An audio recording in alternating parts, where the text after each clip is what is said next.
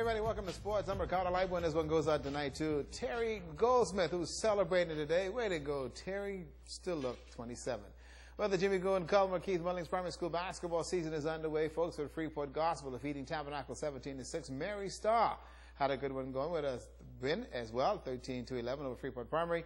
Now let's go courtside and show you exactly how the Hornets and Warriors played ball. The BMAS Warriors took center court against the Hugh Campbell Hornets, and it was the Warriors who got off first. The Warriors were on their game and watched the passing plus the jump shot. The Hornets of Hugh Campbell were not able to get on track in this one. The Little Warriors of Bishop Michael Eldon turned up the heat and also took the points when they were there. The Warriors won this one 14-7. Sunline Stingers and Walter Parker Pacers faced off in a tussle of a game. The Stingers came to play, and the good passing, the finish, that's from Gambier Drive. Here comes the Pacers of Walter Parker. It's not that kind of day for the Pacers. Okay, let's take another look at take two for the Pacers. That's more like it. The Pacers played hard, but the Stingers played harder and came away with the 12-11 win. Let's shift gears as the Freeport Container Port Stackers and the Ironman Hawks on court in Game 1 of the YMCA Commercial Basketball League Finals. The Stackers came to run and took the action right to the Hawks. Avalon Kelly was on. Good for 3 of his 18 points for the Stackers. The Stackers now in the driver's seat, leading 63-56 to score. Avalon Kelly had the range. This one is from the Garner-Lavarity Highway. For the Ironman Hawks, Quinton Hall had plans of his own, splits the defense, and will get hacked in the act. Treounce had 16. The look on the Stackers' face is not a good one. Don't panic, Container Port. Luciana Bartlett from the arc. The Hawks also took exception to the Stackers scoring. 3 youngster Scott Forbes. The Ironman Hawks played team ball and came away with a 75-70 win. Marco Cooper added 14 points. And, of course, Game 2 is scheduled for tonight.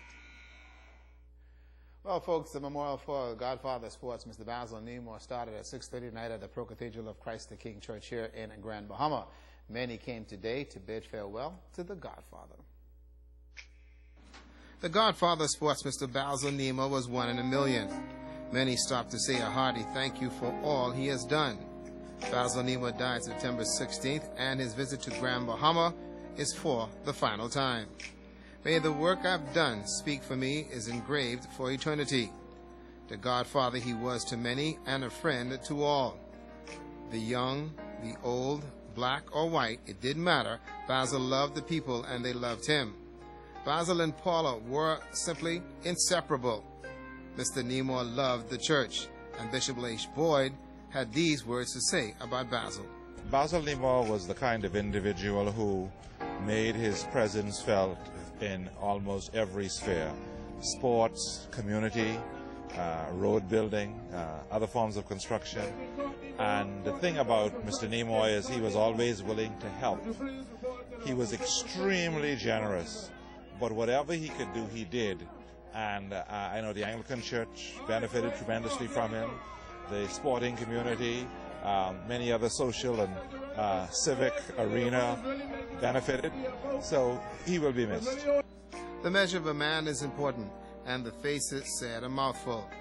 Not how did he die, but how did he live.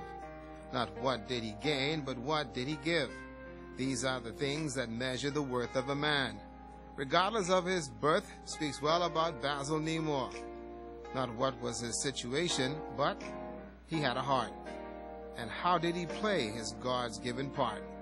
These are the things that measure the worth of a man, regardless of his birth. That is, Basil Nemore.